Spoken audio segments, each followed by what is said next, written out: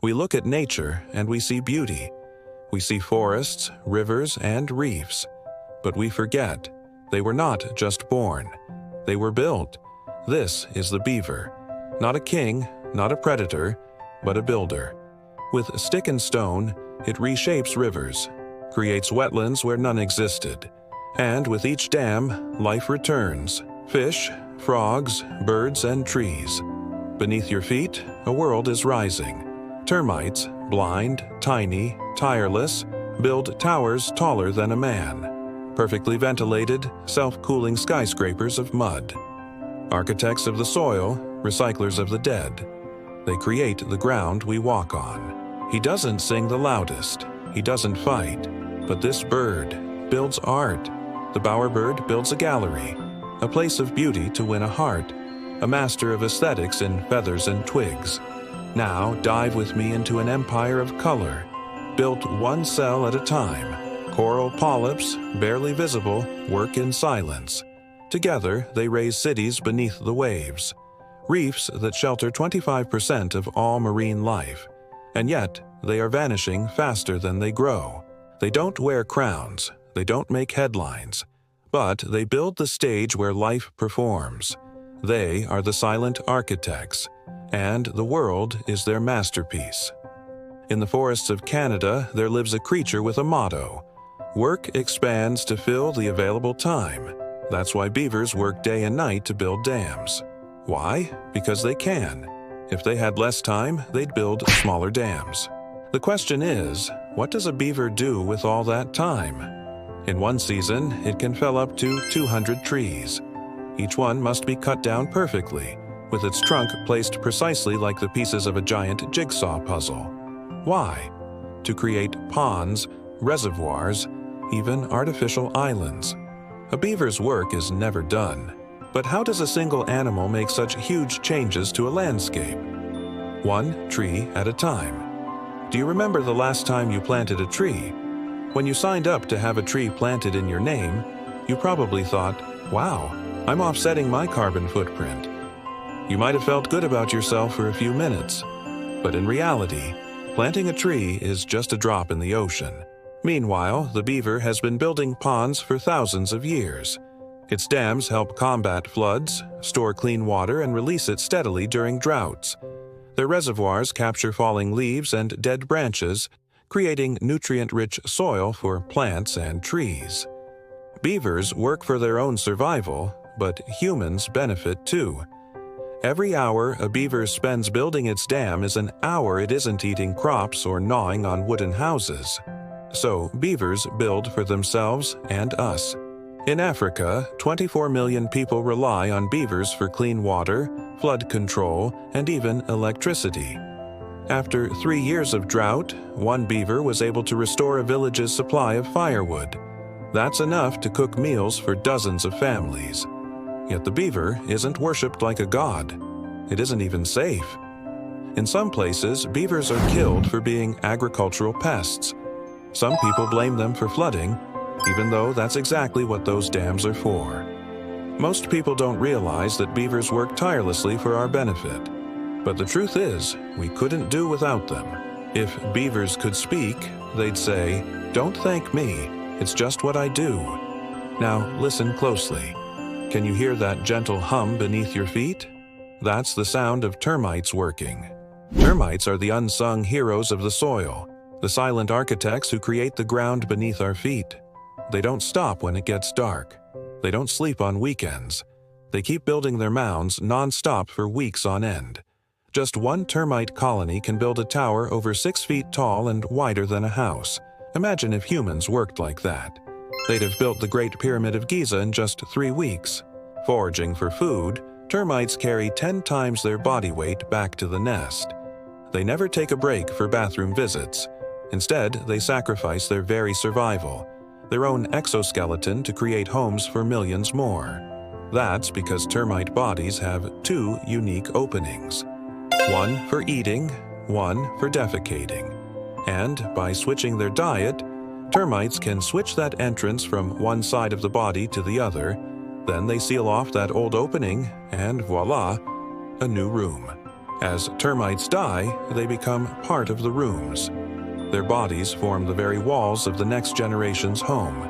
Inside these towers, there are nurseries, kitchens, dining rooms, and ventilation shafts. They're highly sophisticated structures, which may seem surprising considering termites have no central nervous system. If they could speak, they'd say, "You'll excuse us while we get back to work." Now, let's go to Australia. There, the architect of beauty is a bird.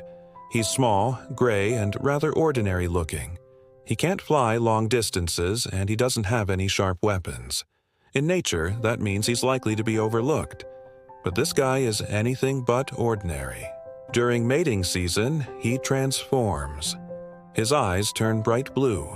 He dances, sings, and suddenly becomes a skilled engineer and interior designer. He's a bowerbird. And now, it's time to build his art gallery. These birds build structures over 6 feet across and decorate them with sticks, shells, brightly colored objects, even human artifacts. They gather decorations in elaborate patterns, lining the walls with blue objects and scattering white objects around the entrance. Bowerbirds spend nearly a quarter of their time gathering materials and decorating their gallery. And that's just the beginning. They're also interior designers. Male bowerbirds carefully select which females will enter their gallery. They start by displaying a particular color. If the female likes what she sees, she enters the gallery for a closer look. If not, she'll politely refuse. But that's not the end of the story. Even after entering, the male won't show her everything right away. He'll reveal the rest of his art slowly, depending on how she reacts to each new object. That's because bowerbirds use their galleries to attract females and gauge their interest. They learn to read the subtlest of gestures and expressions. A slight tilt of the head, a change in breathing. It's not easy being an avian art critic, but someone's got to do it.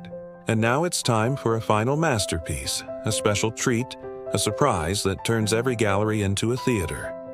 Male bowerbirds give performances that include dancing, singing, and booing. They shake their butts, puff out their chests, and wiggle their wings. They bob up and down, turn around and imitate predators. Basically, they put on a show to impress the female. She watches and decides whether or not he's boyfriend material. If so, he gets the chance to pass on his genes. That's the price of being an artist, a lot of work and no money. But for the bowerbird, it's worth it. Across the ocean, another kind of architect is at work. But this time, the gallery is hidden underwater. That's where you'll find coral. Made up of tiny cells called polyps, coral looks like plants, but it's actually made of animals. A single polyp is barely visible to the naked eye. Each one has a mouth surrounded by stinging cells. When plankton swims close enough, the coral extends its tentacles to capture food and bring it to its mouth. In return, the coral gives the plankton a ride and releases waste through its stinging cells, which fertilize the water. That's how coral polyps feed, grow, and reproduce. And yet, despite their size, they're endangered. Climate change is warming the ocean, causing coral to bleach and die. Storms are getting stronger, breaking off entire branches of coral. Humans pollute the ocean with plastic, chemicals, and noise. As the coral dies, fish lose their homes, coastal communities lose their protection from storms, and we all lose a little piece of our planet. Coral architects work around the clock, building new cells and skeletons, creating shelters for countless creatures. They need only 2 things to live: sunlight and plankton. They don't ask for much, but they give us so much in return. Coral reefs are 120 times more productive than forests, meaning they produce far more life per acre than any ecosystem on Earth. For example, in one reef, scientists counted over 50,000 juvenile fish in just 1 acre. There are almost 900 species of coral, but together they make up one big community, a vast network of identical cells connected by thin threads. Each thread carries nutrients and information throughout the city, allowing cells to communicate. That's why coral reefs are sometimes called the world's largest brains. They feel pain and heal injuries, thanks to a type of nerve net that runs through their entire structure. And yet somehow they manage to build cities in the most unusual places, like this sunken ship covered in coral. Coral reefs have been called the eighth wonder of the world, and for good reason. They help protect coastlines, boost tourism, and support fisheries. They are the foundation of the ocean's food web and home to 25% of all marine life. But what if I told you coral builders aren't even the oldest architects in the ocean? Off the coast of Australia, researchers recently discovered a 635-million-year-old reef. It's so ancient, it predates the first animals with backbones. It was built by organisms that resembled modern jellyfish. But who knows? Maybe they were wearing hard hats and safety glasses, directing traffic with tiny flags. Who knows? Maybe they were. On land or in the sea, these creators work tirelessly. They build homes, save lives, reshape landscapes, and boost economies. But for the most part, we overlook them, take them for granted, or destroy their work. From now on, let's look at the world around us with new eyes. Let's marvel at the genius of termites, the creativity of coral polyps, and the dedication of beavers. Let's appreciate what they do and join them in building a better future for all of us.